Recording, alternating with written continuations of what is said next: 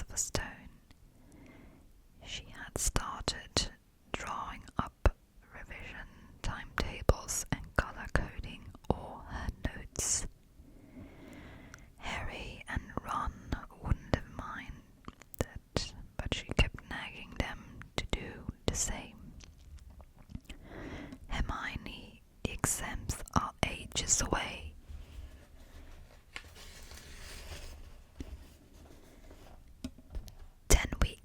Hermione snapped. That's not ages. That's like a second to Nicholas Flamel. But we're not 600 years old, Ron reminded her. Anyway, what are you revising for? You already know it all. What am I revising for? Are you mad? You realize we need to pass the exams to get into the second year. They're very important. I should have started studying a month ago. I don't know what's got into me. Unfortunately, the teachers seem to be thinking along the same lines as Hermione. They piled so much homework on them that the Easter holidays were nearly as much fun as the Christmas ones. It was hard to relax with Hermione next to you reciting the 12 uses of dragon's blood or practicing wand movements, moaning and yawning. Harry and Ron spent most of their free time in the library with her, trying to get through all the extra work. I'll never remember this. Ron burst out one afternoon, throwing down his quill and looking longingly out of the library window. It was the first really fine day they had in months. The sky was a clear, forget-me-not blue, and there was a feeling in the air of summer coming. Harry, who was looking up Dittany in 1,000 magical herbs and fungi, didn't look up until he heard Ron say, "Hagrid, what are you doing in the library?" Hagrid shuffled into the view, hiding something behind his back. He looked very out of place in his moleskin overcoat. "Just looking," he said, in a shifty voice that got their interest at once. And why? And what are you lot up there?" He looked suddenly suspicious. "You're still looking for Nicholas Flamel, are you?"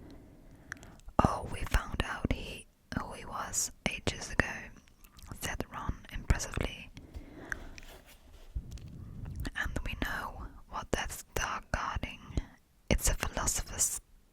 "Shh!"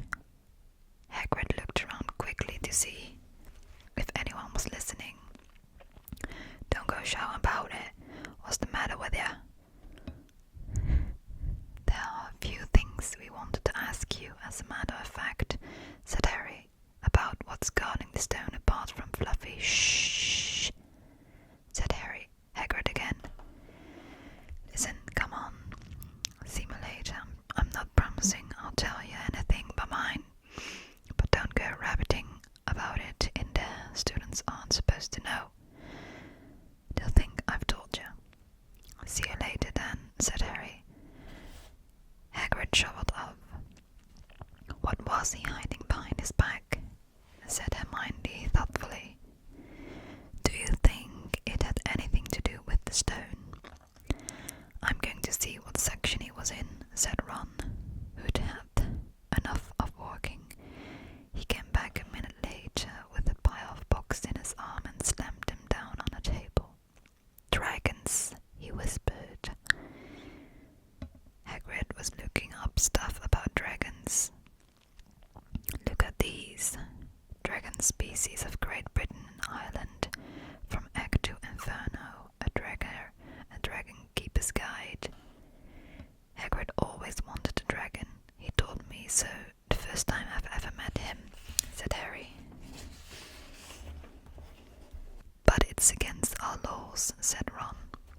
Dragon breeding was outlawed by the Warlocks Convention of 1709. Everyone knows that it's hard to stop muggles noticing us if we're keeping dragons in the back garden. Anyway, you can tame dragons, it's dangerous. You should see the Burns Charlie's cut of wild ones in Romania.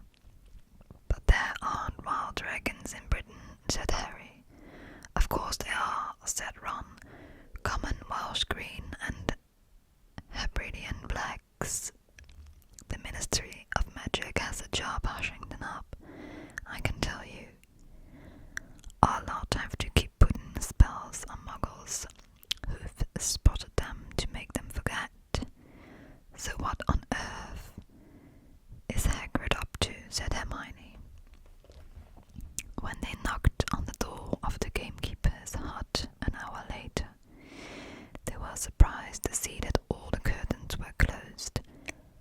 Hagrid called, "Who is it?" before he let them in and then shut the door quickly behind them. It was stiflingly hot inside. Even though it was such a warm day, there was a blazing fire in the grate. Hagrid made them tea and offered them stewed sandwiches with they refused. "So you wanted to ask me something?" "Yes," said Harry. There was no point beating about the bush. "We were wondering if you could tell us what's guarding the Philosopher's Stone apart from Fluffy." Hagrid frowned at him. "Oh, of course I can't," he said.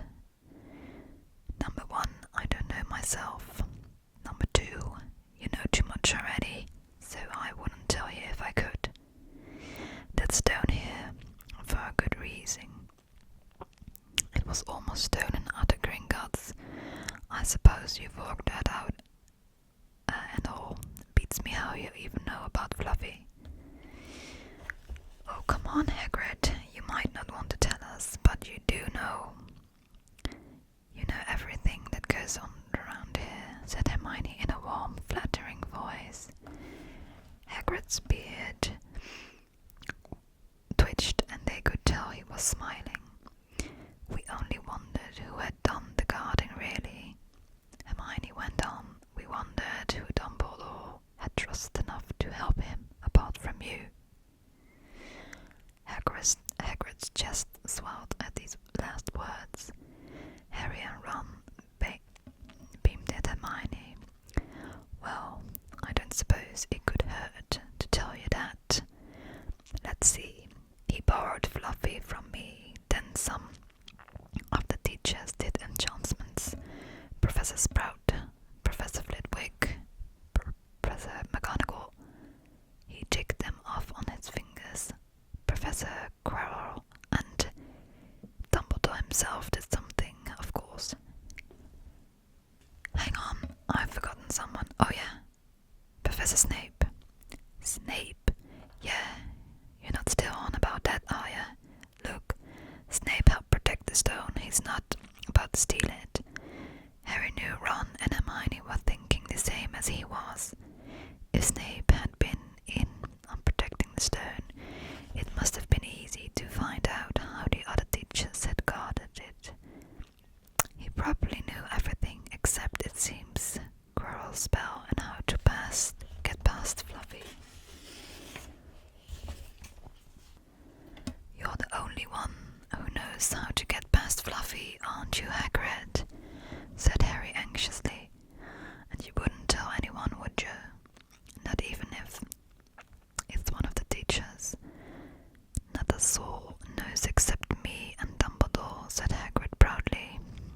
"Well, that's something." Harry muttered to the others, "Hagrid, can we have a window open? I'm boiling." "Can't, Harry. Sorry," said Hagrid. Harry noticed him glance at the fire. Harry looked at it too. "Hagrid, what's that?" But he already knew what it was. In the very heart of the fire, underneath the kettle, there was a huge black egg. "Ah," said Hagrid, fiddling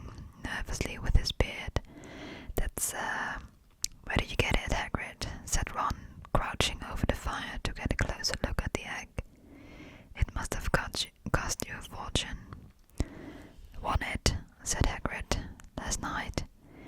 I was down in the village having a few drinks and got into a game of cards with a stranger. I think he was quite glad to get rid of it, to be honest. But what are you doing to do with it when it's hatched? Said Hermione. Well, I've been doing some reading, said Hagrid, pulling a large book from under his pillow. Got this out of the library, dragon breeding for pleasure and profit. It's a bit out of date, of course, but it's all in here. Keep the egg in the fire, 'cause their mothers breathe on him, and see when it hatches. Feed it on a bucket of brandy, mixed with chicken blood, every half an hour. And see here how to recognize different eggs. What I got there's a Norwegian Richback. They're rare, them. He looked very pleased with himself, but Hermione didn't. Hagrid, you live in a wooden house, she said. But Hagrid wasn't listening. He was humming merrily as he stoked the fire. So now they had something else to worry about. What might happen to Hagrid if anyone found out he was hiding an illegal dragon in his heart? Wonder what it's like to have a peaceful life, Ron sighed. As evening after evening they struggled through all the extra homework they were getting. Hermione had now started making revision timetables for Harry and Ron too. It was driving them mad. Then one breakfast time, Hedwig brought Harry another note from Hagrid. He had written only 2 words. It's hatching. Ron wanted to skip herbology and go straight down the hut. Hermione wouldn't hear of it. Hermione, how many times in our lives are we going to see a dragon hatching? We've got lessons. Well, we'll get into trouble, and that's nothing to what Hagrid's going to be in when someone finds out what he's doing. Shut up, Harry whispered. Malfoy was only a few feet away, and he had stopped dead to listen. How much had he heard? Harry didn't like the look on Malfoy's face at all. Ron and Hermione argued all the way to herbology, and in the end Hermione agreed to run down to Hagrid's with the other 2 during morning break. When the bell sounded from the castle and the end of the lesson, the 3 of them dropped their trowels at once and hurried through the grounds to the edge of the forest. Hagrid greeted them looking flushed and excited. It's nearly out. He ushered them inside. The egg was lying on the table. There were deep cracks in it. Something was moving inside. A funny flicking noise was coming from it. They all drew their chairs up to the table and watched with bated breath. All at once there was a scraping noise and the egg split open. The baby dragon flopped on the table. It wasn't exactly pretty. Harry thought it looked like a crumpled black umbrella. Its spiny wings were huge compared to its skinny yet body, and it had a long snout with wide nostrils, stubs of horns, and bulging orange eyes. It sneezed. A couple of sparks flew out of its snout. Isn't it beautiful? Hagrid murmured. He reached out a hand to strike the dragon's head. It snapped at his fingers, showing pointed fangs. Bless him, look, he knows his mommy, said Hagrid. Hagrid, said Hermione, how fast do Norwegian Richback grow exactly? Hagrid was about to answer when the color suddenly drained from his face. He leaped to his feet and ran to the window. What's the matter? Someone was looking through the gap in the curtains. It's a kid. He's running back to the school. Harry bolted to the door and looked out. Even at a distance, there was no mistaking him. Malfoy had seen the dragon.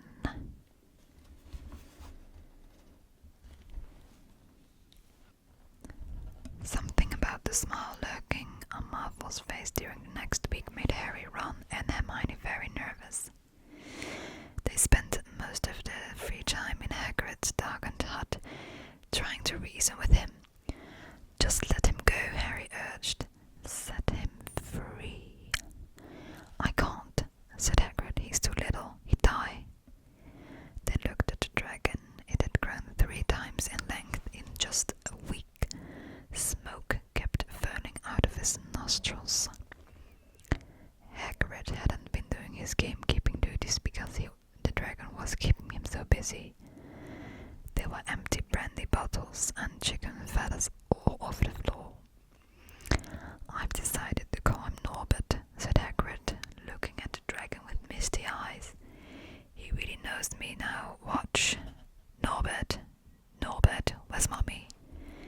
"He lost his marbles," Ron muttered in Harry's ear. "Hagrid," said Harry loudly, "give it a fortnight and Norbert's going to be as long as your house. Malfoy could do that. Could go to Dumbledore at any moment." Hagrid bit his lip. I know I can't keep him forever, but I can't just dump him, I can't."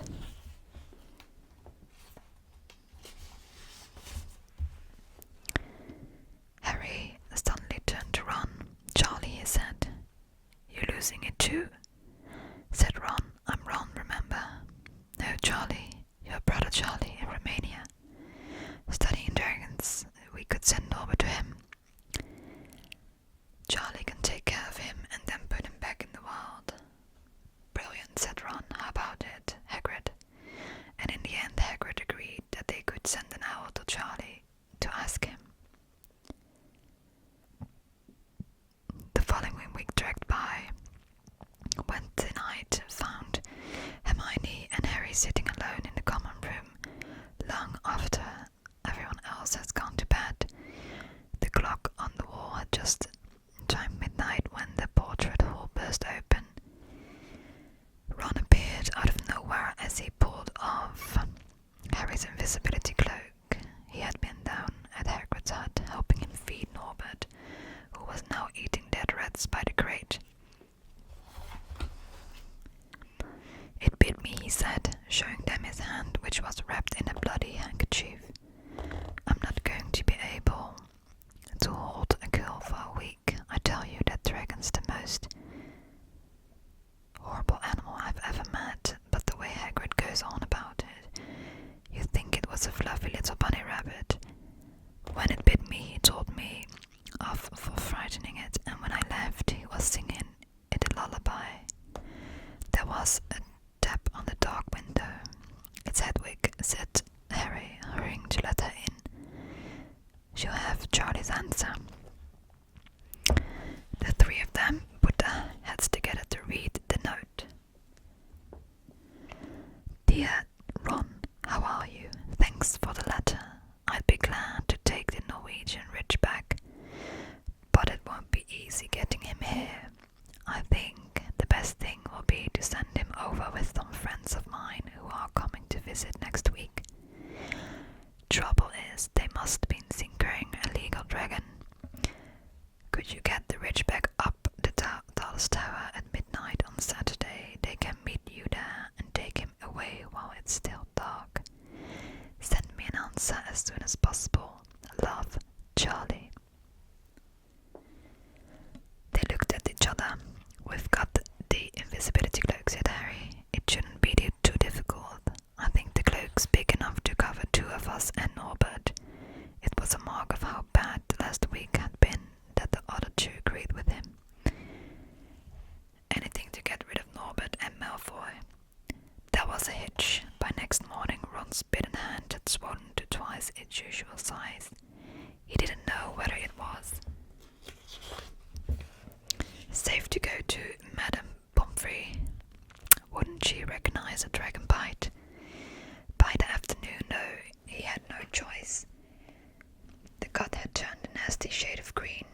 It looked as if Norbert's fangs were poisonous. Harry and Hermione rushed up to the hospital wing at the end of the day to find Ron in a terrible state in bed. "It's not just my hand," it whispered, "although that feels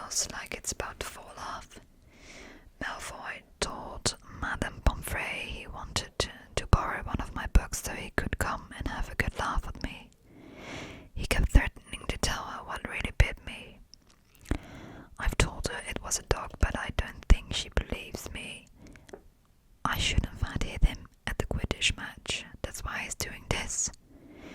Harry and Hermione trying to calm Ron down. It'll be all over at midnight on Saturday, said Hermione. But this didn't soothe Ron at all. On the contrary, he sat bolt upright and broke into a sweat. Midnight on Saturday, he said in a hoarse voice. Oh no, I've just remembered Johnny's letter was in that book Malfoy took. He's going to know we're getting rid of Norbert. Harry and Hermione didn't get a chance to answer. Madame Pomfrey came over at the moment and made them leave, saying Ron needed sleep. It's too late to change the plan now, Harry told Hermione. We haven't got time to send Charlie another hour, and this could be our only chance to get rid of Norbert. We have to risk it, and we have got the invisibility cloak. Malfoy doesn't know about that. They found Fang, the bullhound, sitting outside with a bandaged tail when they went to tell Hagrid, who opened the window to talk to them. I won't let you in, he puffed. Norbert's at a tricky stage. Nothing I can't handle. When they told them about Charlie's letter, his eyes filled with tears, although that might have been because Norbert had just bitten him on the leg. Ugh, it's alright, he only got my boot. Just playing, he's only a baby after all. The baby banged its tail on the wall, making the windows rattle. Harry and Hermione walked back to the castle, feeling Saturday couldn't come quickly enough. They would have felt sorry for Hagrid when the time came for him to say goodbye to Norbert if they hadn't been so worried about what they had to do. It was a very dark, cloudy night, and they were a bit of late arriving at Hagrid's hut because they had to wait for Peeves to get out of the way in the entrance hall, where he'd been playing tennis against the wall. Hagrid had Norbert packed and ready in a large crate. He's got lots of rats on some brandy for the journey, said Hagrid in a muffled voice, and I've packed his teddy bear in case he gets lonely. From inside the crate came ripping noises that sounded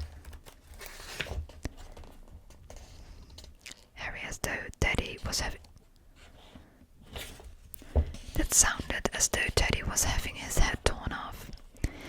Bye-bye, Norbert, Hagrid sobbed, as Harry and Hermione covered the crate with the invisibility cloak and stepped underneath it themselves. Mummy will never forget you. How they managed to get the crate back up to the castle they never knew. Midnight tickled nearer as they heaved Norbert up the marble staircase in the entrance hall and along the dark corridors. Up another staircase, then another. Even one of Harry's shortcuts didn't make the work much easier. Nearly there. Harry panted as they reached the corridor beneath the tallest tower. Then a sudden movement ahead of them made them almost drop the crate. Forgetting that they were already invisible, they shrunk into the shadows, staring at the dark outlines of two people grappling with each other. Other than feet away, a lamp flared. Professor McGonagall, in a tartan dressing gown, and a handhead had Malfoy by the ear. "Detention!" she shouted, and 20 points from Slytherin. Wandering around in the middle of the night, how dare you? You don't understand, Professor. Harry Potter's coming. He's got a dragon. What utter rubbish. How dare you tell such lies? Come on. I shall see Professor Snape about you, Malfoy. The steep spiral staircase up to the top of the tower seemed the easiest thing in the world after that. Not until they'd stepped out into the cold night did they throw off the cloak, glad to be able to breathe properly again. Hermione did a sort of jig. Malfoy's got the tension, I could sing. Don't, Harry advised her. Joking about Malfoy, they waited, Norbert thrashing out about his grape. About 10 minutes later, 4 broomsticks came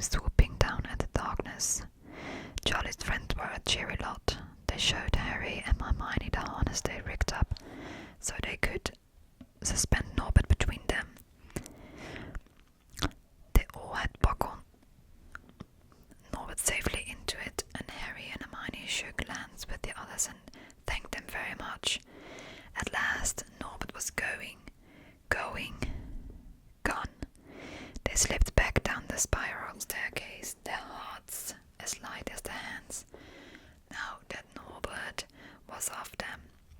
No more dragon, Malfoy in detention, what could spoil their happiness? The answer to that was waiting at the floor of the stairs.